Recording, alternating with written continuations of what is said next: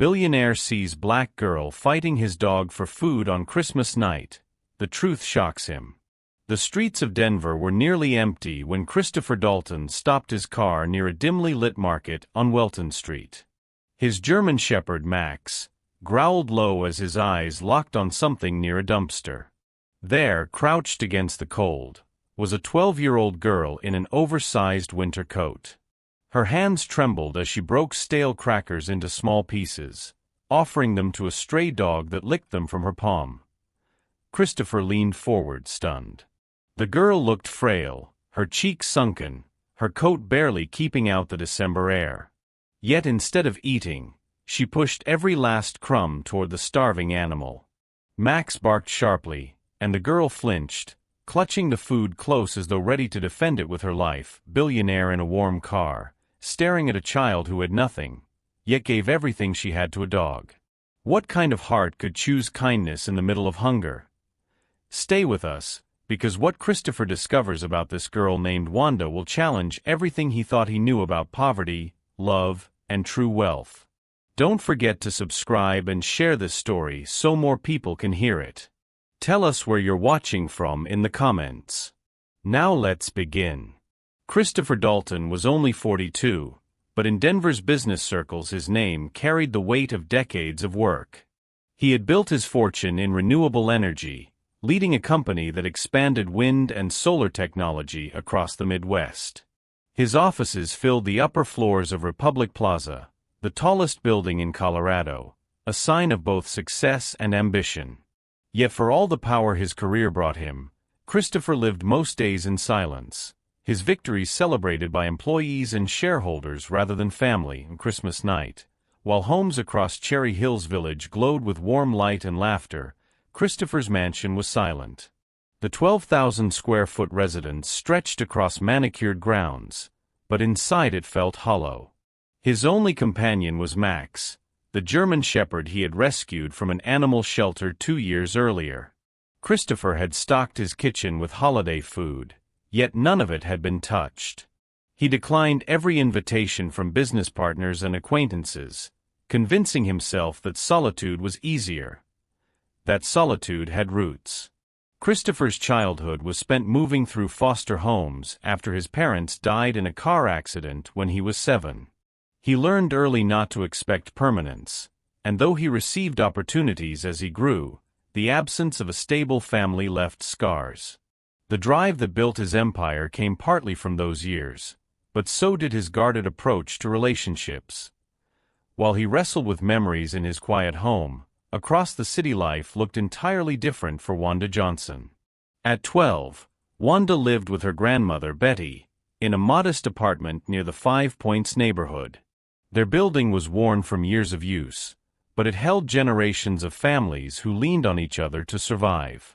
Wanda's parents had died when she was very young, leaving Betty, a retired school cafeteria worker, to raise her. Betty's Social Security check kept the rent paid, though barely, and medical bills from her arthritis swallowed what little remained. Food was scarce. Earlier in December, the local church pantry had offered groceries, but those supplies had run out. Wanda's last proper meal had been a bowl of canned soup, stretched thin so her grandmother could skip her portion. On Christmas Day, there were no gifts under their small tree, no roast in the oven, no laughter drifting from the kitchen. Betty carried guilt, but Wanda carried hope, often telling her grandmother not to worry. Still, her thin frame and tired eyes told another story. The difference between Christopher's world and Wanda's was only 15 miles, yet it might as well have been 100. In Cherry Hills, mansions stood with gates wrapped in lights, cars polished in driveways, and children opening presents beside roaring fireplaces. In 5 Points, families worked hard to stretch leftovers into meals, power bills loomed unpaid, and children like Wanda faced choices no child should make. Tea was within this contrast, between a billionaire in a lonely mansion and a girl in an underheated apartment, that two lives were about to meet in a way neither expected. Christopher had never been one to sit still when his mind felt heavy. That Christmas night, after hours in his quiet mansion with Max at his side, he pulled on his wool coat, grabbed his keys, and chose to drive. He did not take the Bentley or the Tesla parked in his garage. Instead, he slid into his modest Honda Civic, the car he kept for evenings when he wanted no one to notice who he was. Max leapt into the passenger seat as if he already knew they would be gone a while. These drives had become a habit. Christopher often used them to explore corners of Denver far removed from boardrooms and fundraising dinners. He told himself it was a way to stay grounded, but in truth, it was also a way to chase away loneliness. Neon diners, small bookstores, and quiet neighborhoods passed by his windows as he listened to the hum of the engine. Max rode silently, head occasionally leaning out the half-open window. That night, the roads were nearly empty. Families were home with one another, leaving only the occasional car rolling through intersections lit by holiday decorations. Christopher drove east toward 5 Points, a neighborhood layered with history but also hardship. He knew it well. He had attended community meetings there as part of his company's outreach work. Yet seeing it at night on Christmas felt different, almost too quiet. He was about to turn back toward downtown when Max stiffened, ears perked. Christopher slowed.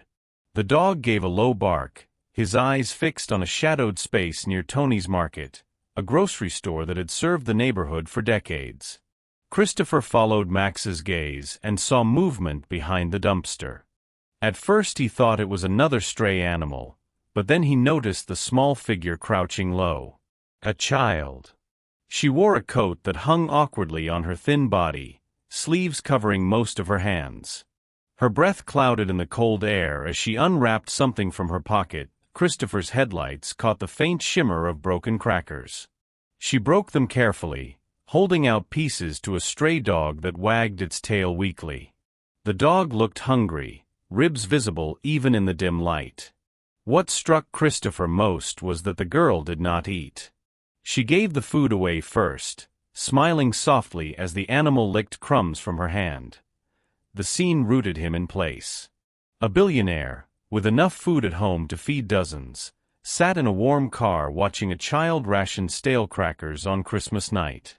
His chest tightened as he remembered nights from his own past when hunger gnawed at him in foster care. But he had never faced it with such selflessness. Max barked suddenly, sharp and loud.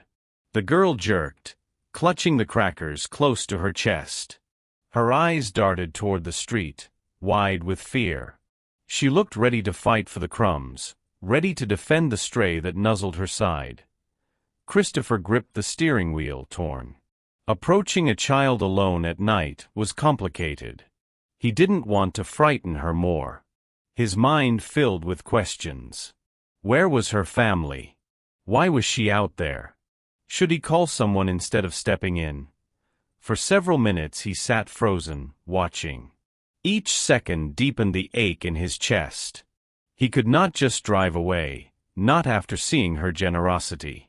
The memory of his own lonely nights pressed against him, reminding him that silence from strangers had once felt like abandonment. Turned off the engine and sat quietly, thinking.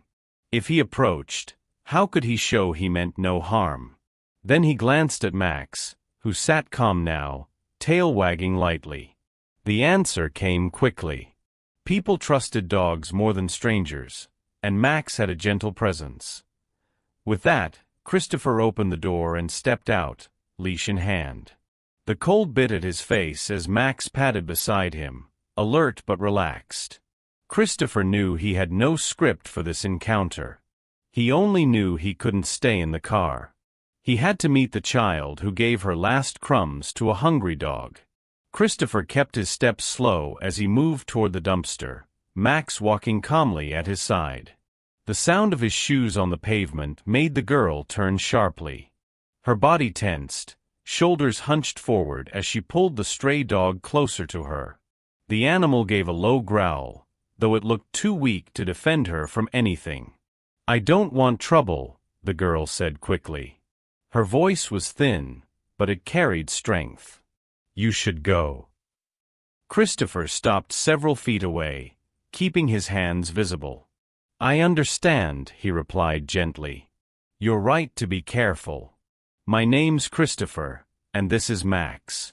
He gestured to the German shepherd, who sat patiently, tail swishing across the ground. We were just driving and saw you here. I thought maybe you and your friend might be hungry. Her eyes flicked to Max, then back to Christopher.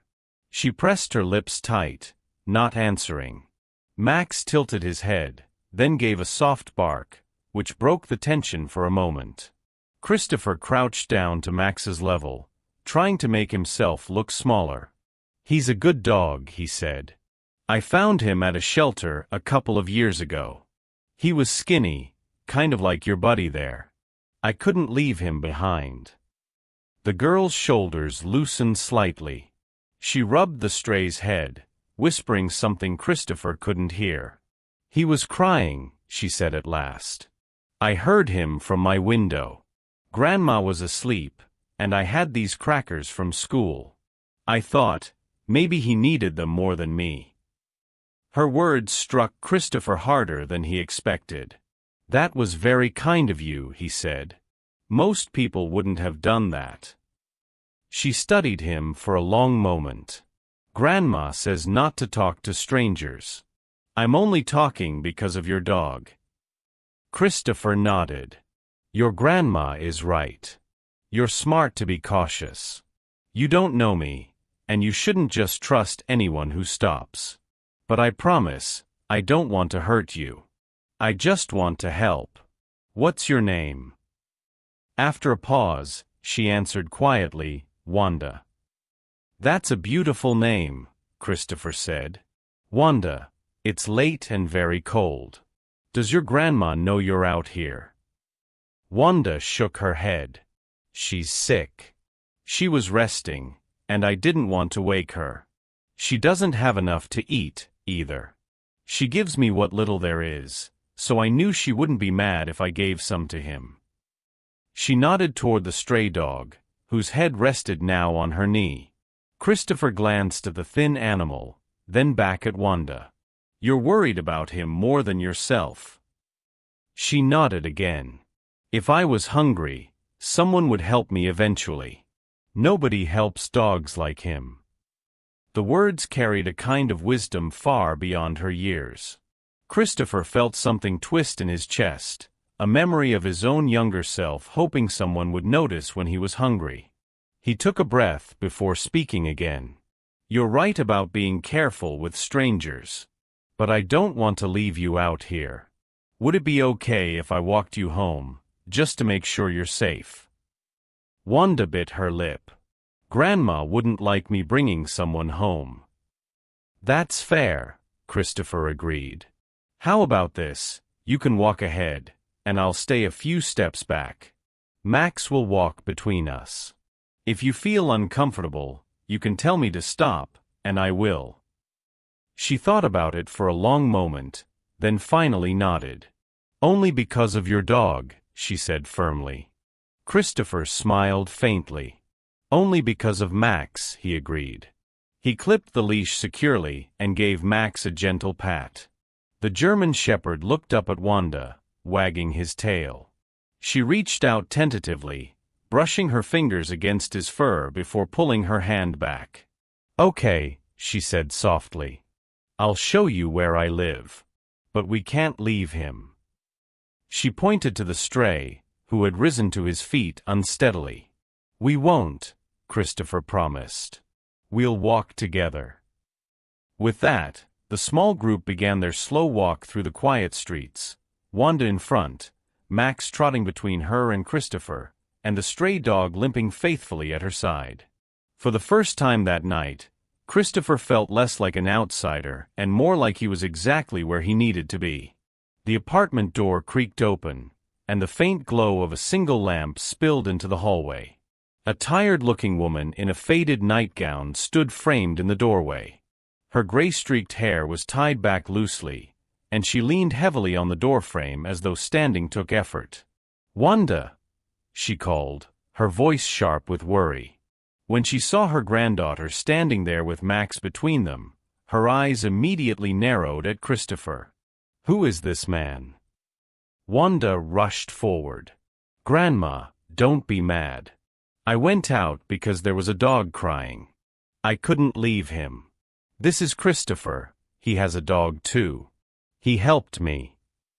Betty's gaze moved from her granddaughter to the tall man standing politely a few steps back. Christopher lifted his hand slightly, showing he meant no harm. Ma'am, I'm sorry to worry you. My name is Christopher Dalton. I was driving nearby when I saw Wanda outside. I wanted to make sure she got home safely. Betty's expression softened only a little. Her eyes carried suspicion, but also relief that Wanda was unharmed.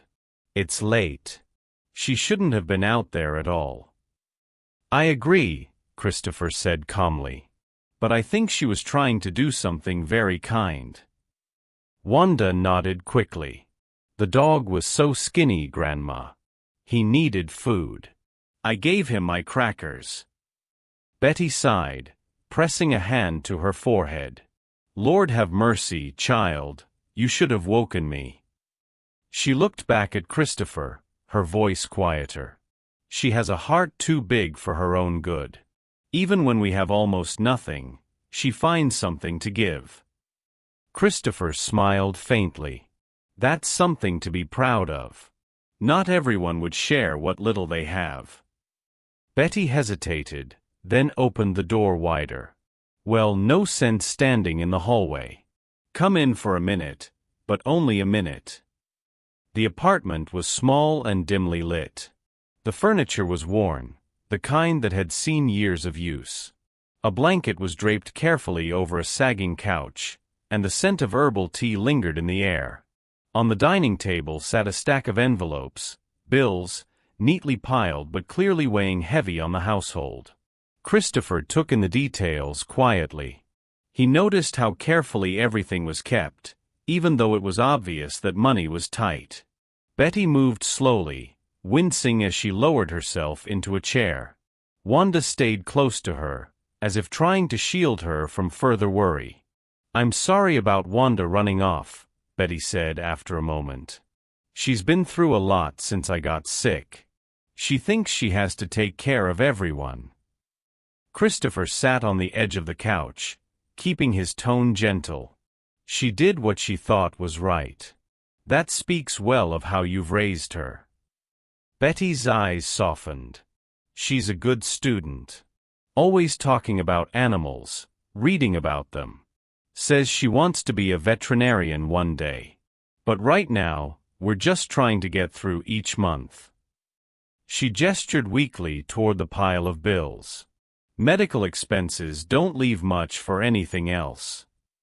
Christopher nodded, understanding more than he let on. It must be hard.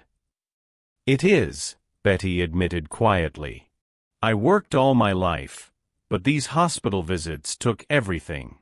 I can't work full-time anymore, so we get by on what little comes in. Her voice caught slightly, but she quickly straightened her shoulders. Still, Wanda never complains. She worries about me more than herself. I keep telling her she should focus on being a child, but she always finds something else to care about, like that poor dog tonight. Wanda looked up quickly. Grandma, we can't just leave him. He's all alone out there. He was shaking so much. Betty placed a hand on her granddaughter's cheek. Baby, we can barely feed ourselves. Christopher listened silently, his heart tightening at the quiet dignity in Betty's words. She wasn't asking for pity, only stating the truth. He noticed the way Wanda's eyes pleaded, full of concern not for herself but for the stray left behind. Maybe there's a way to help, Christopher said finally, his gaze moving between them. The dog shouldn't be out there alone. But neither should you, Wanda. Let me think of something that could work for both. Betty gave him a long look, weighing his sincerity. For now, she said nothing, only nodding slightly before leaning back in her chair. Wanda's hand slipped into hers, and the room settled into a heavy but hopeful silence. Christopher sat quietly on the worn couch, the ticking of a small wall clock filling the silence.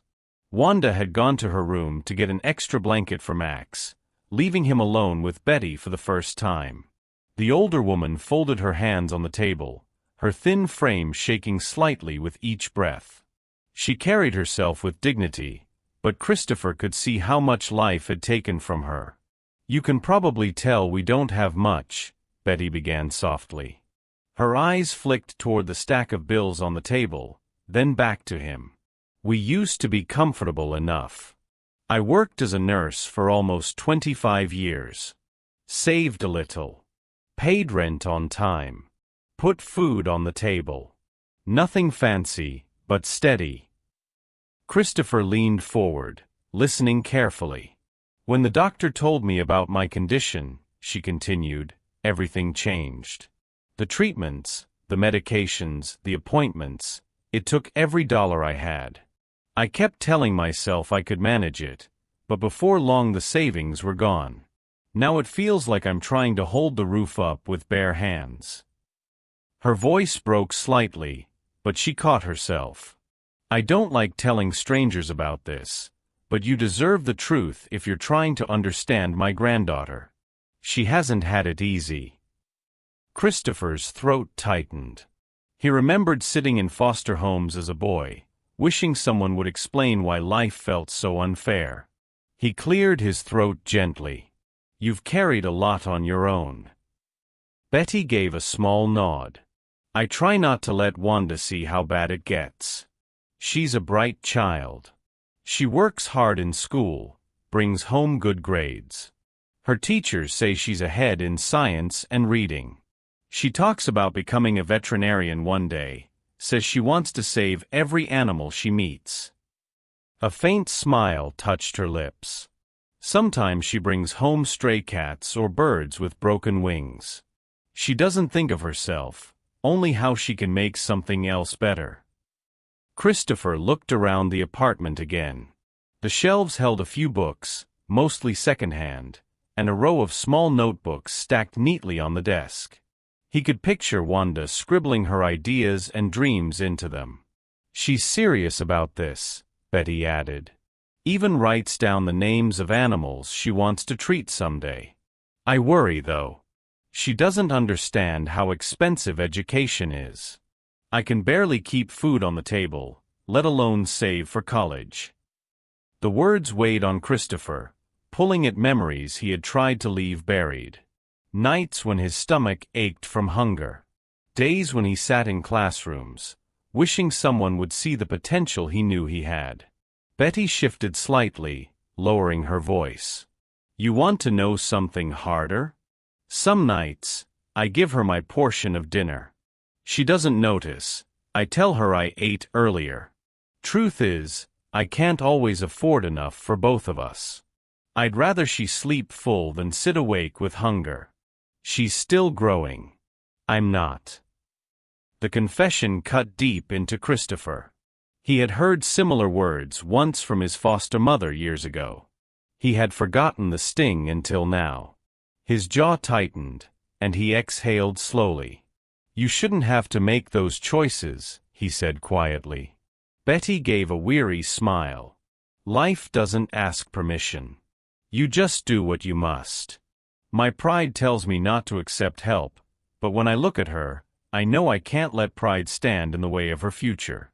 Still, I've never wanted her to feel like a burden." Christopher's eyes softened. "She's not a burden. She's extraordinary." The older woman studied him for a long moment, as if searching his face for hidden motives. She saw none, only sincerity. "You speak like someone who knows," she said. He nodded. "I grew up in foster care. There were nights I didn't know if I'd eat. People told me I wouldn't amount to much. But someone gave me a chance, and that chance changed everything. That's why I built my company. That's why I work so hard. I know what it's like to start with nothing." For the first time, Betty's guarded expression eased into something softer. "Then maybe you understand more than I thought." Wanda returned just then, clutching a folded blanket. She laid it carefully across Max, who wagged his tail happily. "He'll be warm now," she said proudly. Then, almost in a whisper, "But the other dog is still outside." Christopher glanced at Betty, who sighed heavily. "See what I mean? She can't rest if something else is suffering." Wanda looked up at him with hopeful eyes. "Do you think he's okay?" Christopher smiled gently. "We'll find a way to help him. I promise." Her face brightened, and in that moment, Christopher knew the truth of everything Betty had said. This girl, despite her hunger, her small apartment, and the weight of her grandmother's illness, carried more kindness in her than many people he knew in his world of wealth. He felt something shift inside him, a recognition, a responsibility, and a deep connection to both of them. He wasn't looking at strangers anymore. He was looking at family he hadn't known he needed. Christopher couldn't get the image of the stray dog out of his mind. Even as Max dozed peacefully on the blanket Wanda had draped over him, his thoughts kept circling back to the thin animal shivering in the cold. He glanced at Wanda, who sat beside her grandmother with her chin resting on her hands, her eyes heavy with worry. "Betty," he said gently, "I know it's late, but I might be able to help. I know a veterinarian who works with my company. Her name is Dr. Maria Santos. She's cared for Max before, and she's the kind of person who wouldn't mind being called on Christmas night, especially for a case like this." Betty looked doubtful. "I don't want to trouble anyone. It's already late." Christopher shook his head. "It's not trouble. It's the right thing to do." He pulled out his phone and stepped aside, dialing Dr. Santos. After a few rings, a warm voice answered. "Chris? You never call this time of night. What's going on?" "There's a stray," he explained quickly. "He's in rough shape. Young girl found him, fed him her own food. I don't want to leave him out there. Can you help?" There was no hesitation. "Bring him in. I'll meet you at the clinic." When Christopher hung up, Wanda's eyes widened. "You mean we can take him right now?" He nodded. "If you're up for it." Betty hesitated, clearly torn. She looked at Wanda, who was nearly bouncing with anticipation, then at Christopher. "If this is what you're offering, I won't stand in the way." Minutes later, the three of them were back outside. The stray was right where they had left him, curled up by the dumpster. Wanda crouched beside him, whispering softly as she stroked his matted fur. "It's okay now. We're going to help you." With surprising gentleness, she coaxed him into Christopher's car. Max shifted over, making space, as if he understood what was happening. The drive to the clinic was quiet except for Wanda's voice, softly reassuring the dog. She had already begun calling him Hope. "Why Hope?" Christopher asked as he glanced at her through the rearview mirror. "Because he didn't give up," she replied firmly. "Even when he was starving, he still cried out. That means he believed someone would listen. That's hope." Her words stayed with Christopher the entire drive. When they reached the clinic, Dr. Santos was waiting at the door, bundled in a winter coat. She greeted Christopher with a quick nod, then crouched immediately to examine the stray. "Poor thing. He's lucky you found him." "Wanda found him," Christopher corrected. Dr. Santos smiled at her. "Then he's lucky you cared enough to stop." Inside, the small clinic smelled faintly of disinfectant and dog shampoo. Wanda followed eagerly as Dr. Santos guided the dog onto a table. The vet's movements were quick but careful, checking the animal's teeth, eyes, ribs, and paws. "Dehydrated, underweight, and has a minor infection in his leg," she explained. "But nothing we can't treat. He'll need fluids, medicine, and steady meals. It'll take time, but he'll make it." Wanda's face lit up. "Did you hear that, Grandma? He's going to be okay. Betty smiled faintly from her chair, though her eyes were misty. That's wonderful, baby. Christopher noticed how Wanda leaned forward, eager to assist. Can I help? She asked Dr. Santos. Of course, the vet said warmly. She showed Wanda how to hold the dog gently while she prepared the four. Wanda's small hands were steady, her focus sharp. You've done this before? Dr. Santos asked curiously. Not with needles, Wanda admitted, but I read about how vets calm animals. You have to make them feel safe first. She stroked the dog's head softly, whispering as the fluids began to drip. Christopher watched in silence, deeply moved. She wasn't just a child with a dream, she already had the instincts of a caregiver. While they waited, he sat with Betty in the corner. The hum of machines filled the quiet. She's remarkable, he said softly. Betty nodded.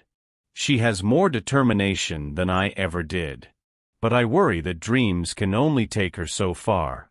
Without money, without connections, I don't see how she'll get the chance. She deserves it, Christopher replied.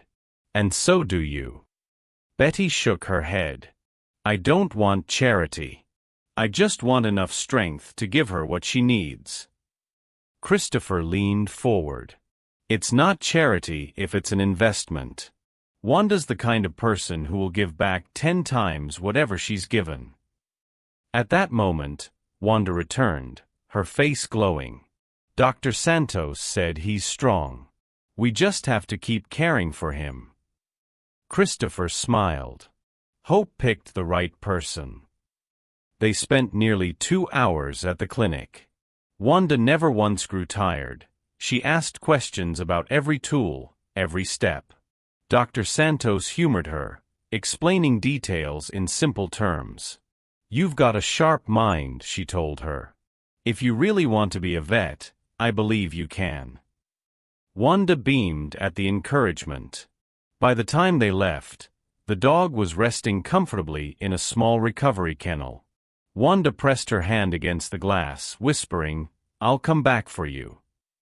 Outside, the night air was biting, but Wanda's smile seemed to carry its own warmth. Christopher opened the car door for Betty, then turned to Wanda. You did something incredible tonight.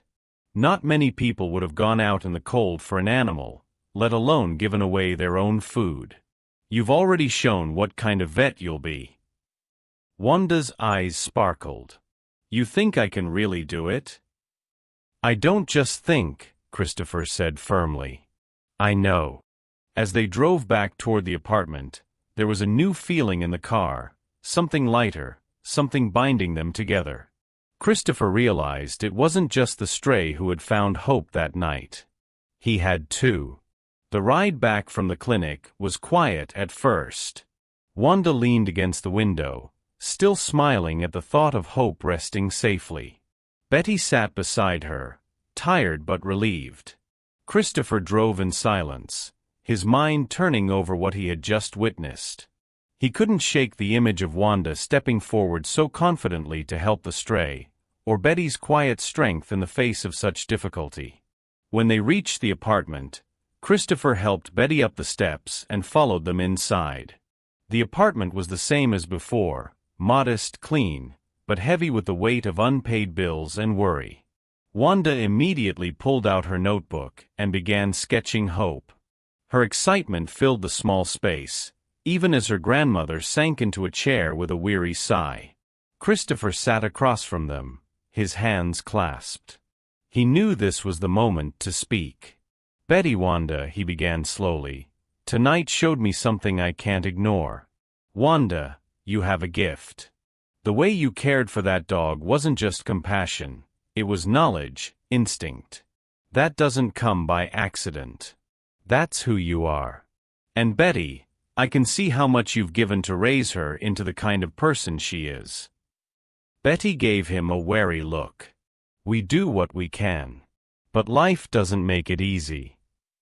I know, Christopher said quietly. I grew up in foster care. I know what it means to go without, to depend on others, and to wonder if tomorrow will be better. That's why I want to do more than say thank you for what you showed me tonight. I want to make sure Wanda has every chance to follow her dreams." Wanda looked up, her pencil frozen in her hand. "What do you mean?" Christopher leaned forward. "I want to set up a scholarship fund for your education. Not just middle and high school support, but college and veterinary school too, if that's where your heart takes you. You'll never have to worry about how to pay for it. You'll just need to focus on learning, growing, and doing the things you're clearly meant to do." Wanda's mouth opened, but no words came out. Her eyes went wide, darting toward her grandmother as if to ask whether she could even believe what she had just heard. Betty frowned, her pride bristling. "That's generous, Mr. Dalton. But we're not looking for charity. We've managed so far." Christopher nodded, expecting the hesitation. "I understand. And I don't see it as charity. I see it as an investment. Wanda has something rare, something worth nurturing. You've both inspired me tonight. This isn't about me giving handouts, it's about me standing beside you as you move forward." Betty's eyes softened, but her doubt lingered. "And what about me? I'm not looking for anyone to carry my burdens." "That's why I'd like to offer you something too," Christopher replied. "At my company, we need people who are organized and dependable. I'd like you to take a part-time position as an administrative assistant. The work is flexible, and it comes with health insurance. That way you'll have the support you need without having to overwork your body." Betty's lips parted slightly, her hand resting on the table. "You'd hire me? At your company?" Christopher smiled. "Why not? From what I've seen, you're resourceful, resilient, and you've raised Wanda with values I respect. We could use someone like you. This way, you won't feel like you're accepting a handout. You'll be working, providing, and still protecting Wanda's future." For a long moment, the room was silent. Wanda clutched her notebook, her gaze moving back and forth between them. Finally, she whispered, "Grandma, please say yes. You've done so much for me. Maybe it's time someone helped us too." Betty's eyes welled with tears. She wiped them quickly, shaking her head. "I just don't want us to lose our dignity." "You won't," Christopher assured her. "You'll be gaining opportunities. Wanda will be gaining the chance to become the person she dreams of being. And I'll be gaining something too, purpose, connection, and the chance to make my success mean something real." Betty let out a shaky breath. "You really mean that, don't you?" "I do," he said firmly. Wanda broke into a smile, throwing her arms around her grandmother. "Grandma, this is everything we've prayed for." Betty hugged her back, her resistance slowly melting. "All right," she whispered. "If this is truly what you want, and if it's truly offered with sincerity, then I won't stand in the way." Christopher smiled in relief. "Good. And there's one more thing. Wanda, I'd like you to start volunteering at the Denver Animal Shelter, the same place where I found Max. It'll give you hands-on experience with animals, and you'll be surrounded by people who can guide you as you learn." Wanda's eyes shone. "You mean I'd get to help dogs and cats every week?" "Yes," Christopher said with a nod. "Think of it as the first step toward your future career." Her excitement was so pure, it filled the room with light. "I'll do it. I'll do whatever it takes." Later that night, as Wanda curled up to sleep with her notebook of sketches by her side, Betty sat with Christopher in the kitchen. "You've given us more than I ever thought possible," she said quietly. "I was afraid to accept, but now I see this isn't taking away from us, it's giving Wanda wings." Christopher's gaze softened. "And it's giving me something too. For years, I thought success was about money and accomplishments. Tonight, I realized it's about people. It's about family, whether by blood or by choice. Betty reached across the table, resting her hand on his. Then maybe we're family now. In the days that followed, Wanda began her volunteer work at the shelter. Her first day, she helped clean kennels, refill bowls, and soothe nervous puppies. She was in her element, her natural empathy shining through. The staff quickly noticed her enthusiasm, treating her not as a child but as a budding professional.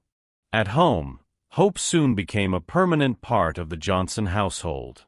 His ribs slowly filled out, his coat grew shiny, and his eyes sparkled with trust.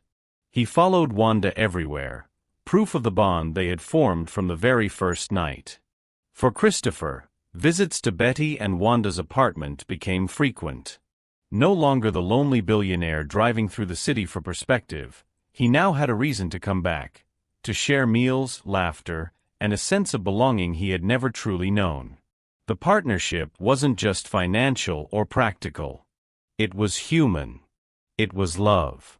And for all three of them, it was the beginning of a new life, bound together by hope, compassion, and second chances. The months that followed Christmas night brought changes none of them could have predicted. For Wanda, every day seemed like a new door opening. At school, her teachers noticed the difference almost immediately. She had always been bright, but now there was a spark, a sense of purpose that gave her an edge.